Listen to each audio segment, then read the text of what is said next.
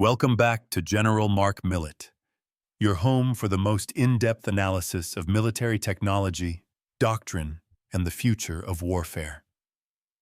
Today, we are initiating a high-level thought experiment. I want to be perfectly clear, right from the top. This is a purely hypothetical scenario. This is not a news report. This is not a prediction. This is a strategic wargame, designed for one purpose and one purpose only: to explore how the most advanced military hardware on Earth would function in the single most hostile, unforgiving, and strategically critical environment on the planet. We're not talking about the desert.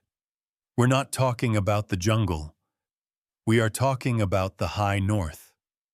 We are talking about the Canadian Arctic. The Arctic archipelago is a labyrinth of 1.4 million square kilometers of ice, rock, and frozen sea. It's a place where the sun doesn't rise for months, where temperatures drop to 60 degrees Fahrenheit, and where the laws of physics seem to rewrite themselves. It's also the location of the Northwest Passage, a strategic choke point, and home to the northernmost radar sites of NORAD, the North American Aerospace Defense Command. For our wargame scenario, imagine this. A sophisticated, anonymous, non-state actor, we'll call them the Grey Zone Aggressors or GZAs, has infiltrated this region. Their goal is chaos. They are not an army, but a small, elite force of saboteurs, sponsored by a hidden state actor. Their mission is to blind NORAD by attacking the new Northern Warning System radar installations, to mine the Northwest Passage, and to disappear back into the ice, creating a geopolitical crisis of unparalleled proportions. In this fictional scenario, the Canadian government has invoked the NORAD agreement, requesting immediate, joint assistance from the United States. The mission is clear: find, fix, and neutralize these high-tech saboteurs across a battlefield the size of Western Europe. How do you even begin to fight a war here? What assets can function? What is the doctrine? We're about to find out.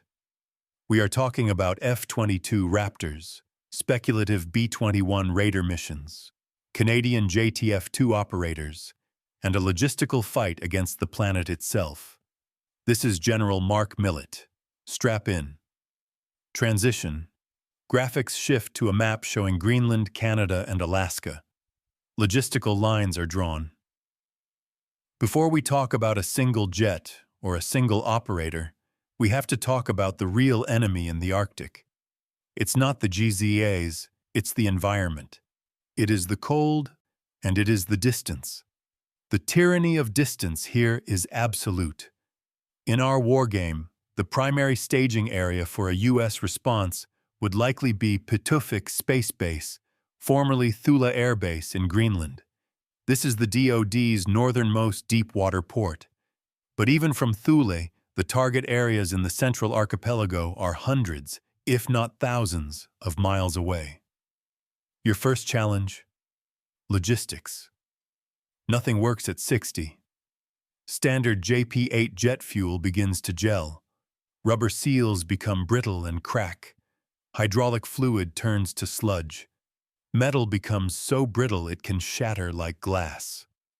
Every piece of equipment, from a rifle to a C-17, has to be Arctic winterized, a process involving special lubricants, heaters for everything, and specialized materials.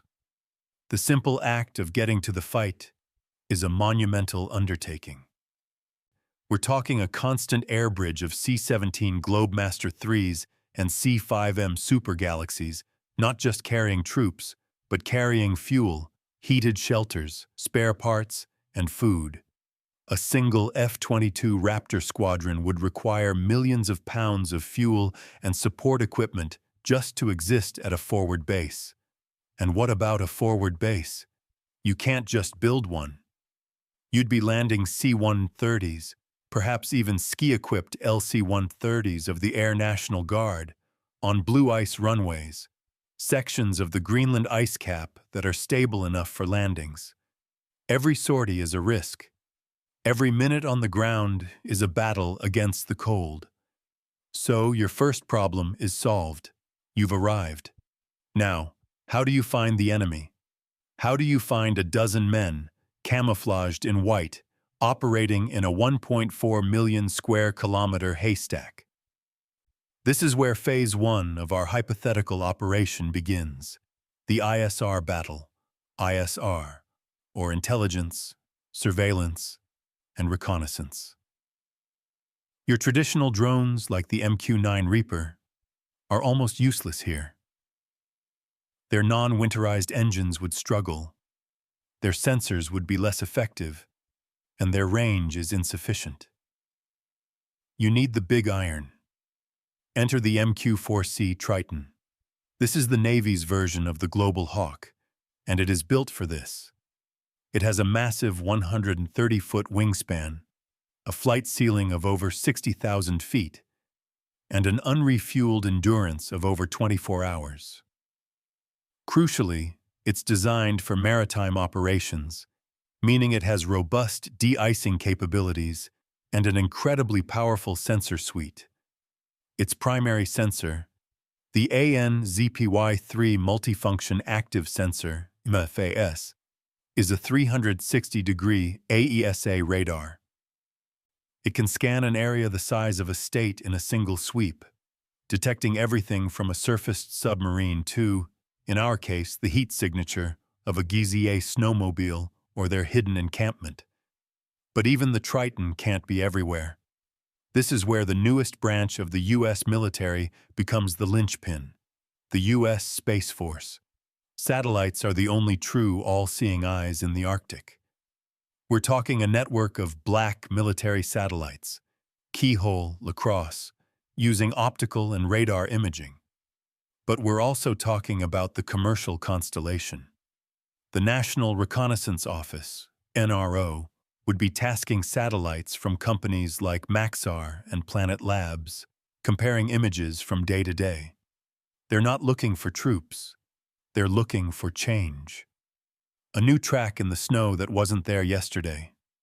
A hotspot on an infrared scan, no bigger than a pixel that could be a generator. This is a data war. The GZAs in our scenario know this. They aren't amateurs. They are operating with extreme discipline. They use thermal blanketing camouflage. They move only during whiteout conditions. They are likely using sophisticated electronic warfare, EW, to jam our satellite communications. They are a high-tech, hidden threat. This means you need an ISR asset that can get closer. You need something that can get down in the clutter and scan undetected. This brings us to Phase 2, the manned quarterbacks. When you're facing a potential mini A2AD bubble, that's anti-access, area denial, you don't send a conventional jet. Our GZAs have man-pads, man-portable air defense systems, likely advanced IGLA-S or even Stingers. They have jammers.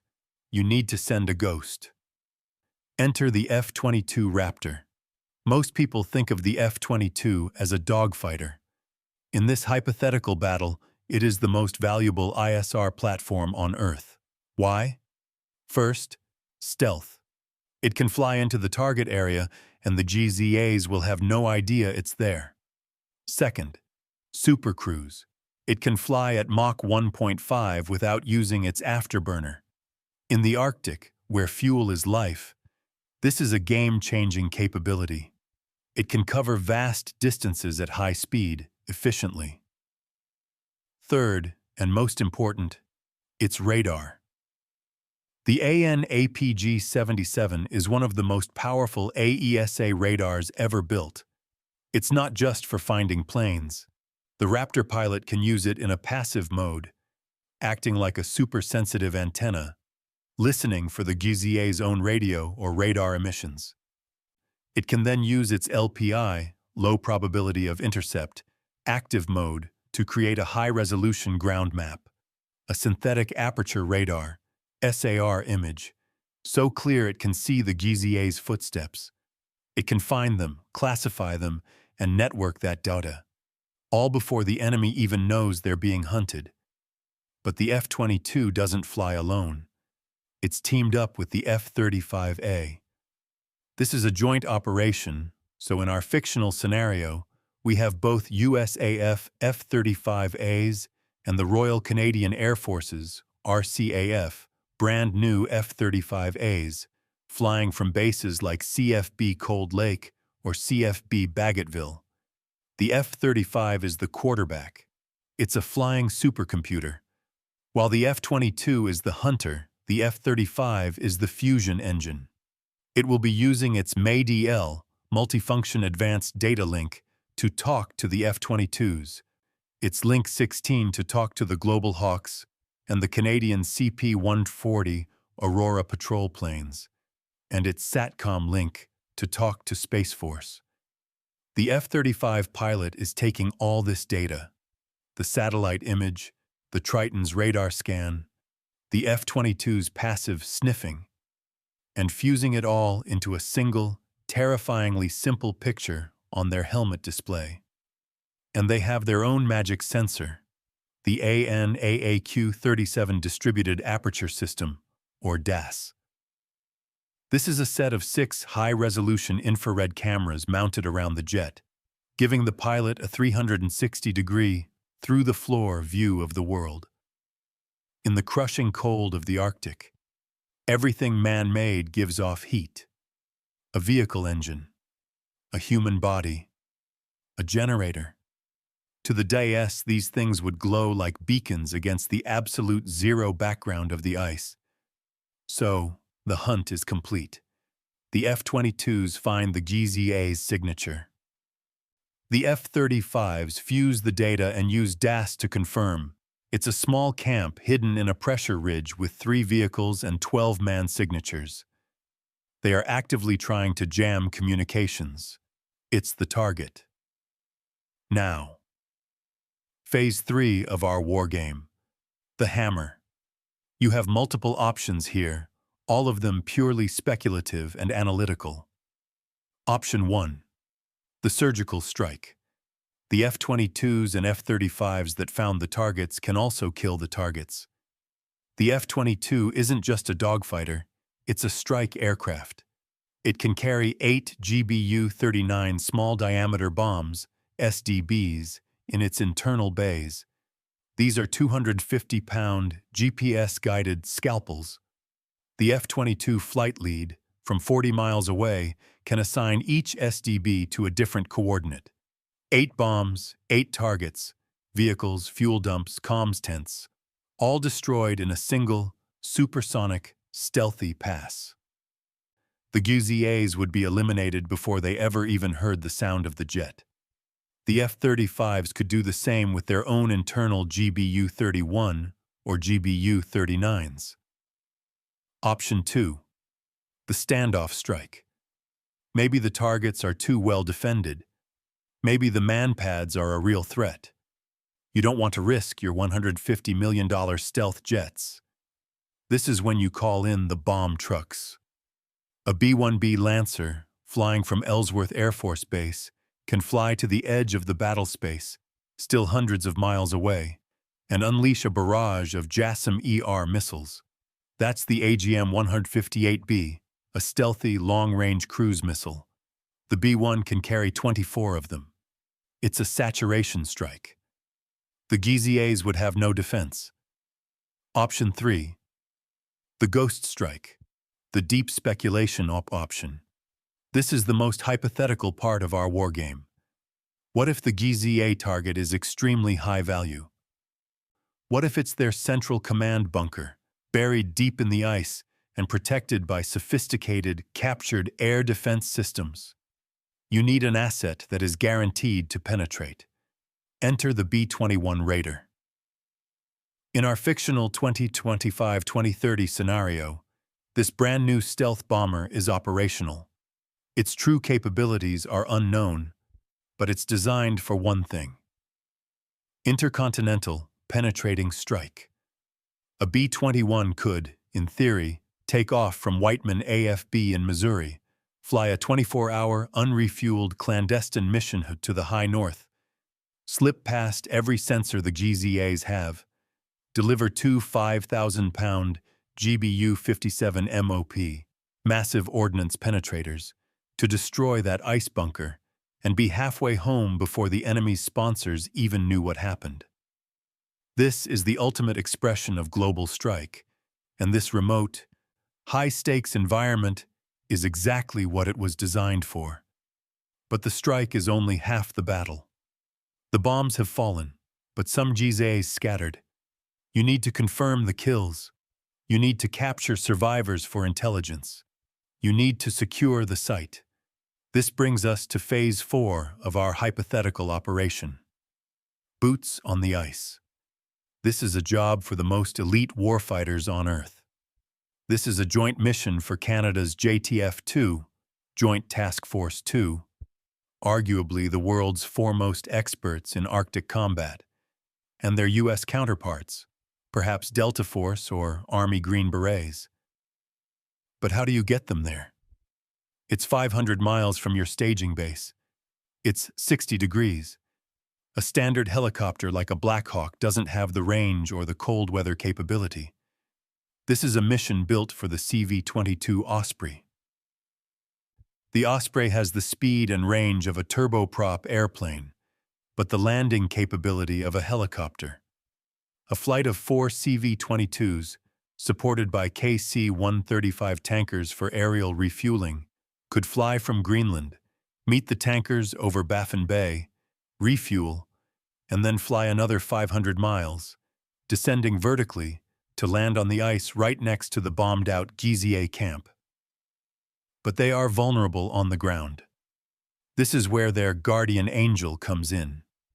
The AC-130J Ghost Rider. Again, using an AC-130 in the Arctic is highly speculative, but it fits our wargame. Imagine this: a C-130 gunship orbiting at 20,000 feet, invisible in the polar darkness. Its advanced thermal sensors are scanning the ice for any GZA survivor who is trying to hide or set up an ambush. The JTF-2 team on the ground gets into a firefight. The AC-130's sensor operator locks on. The crew unleashes a perfectly aimed 105mm high explosive shell. Problem solved. The AC-130, with its 30mm and 105mm cannons, would be the angel of death for the SOF team, providing precision overwatch for hours. The SOF team moves in, equipped with heated suits and specialized weapons. They clear the objective, capture a high-value laptop, and call for extraction. The Ospreys, which have been in a holding pattern, swoop in, pick them up, and are flying at 300 knots back to base before the enemy can even mount a response. Transition. Music swells. Graphics show the F-22, B-21, JTF-2, and the Canadian flag. The GeneralMarkMillett logo returns. And end wargame. What a scenario. What we've just explored is a purely fictional joint operation, a US-Canada response to defend NORAD. It's a battle that would be won not by bullets, but by data, heat, and logistics. It would be a fight where the most important assets are not tanks, but Space Force satellites and C-17 cargo planes. It's a fight where the F-22 acts as a stealthy scout and the F-35 acts as a quarterback, fusing data from a dozen platforms. It's a fight that could only be finished by the toughest operators on Earth, JTF-2, being delivered by one of the most unique aircraft ever built, the CV-22. I want to state one final time, as clearly as possible. This was a hypothetical thought experiment. This was not a real event. It was not a prediction of conflict.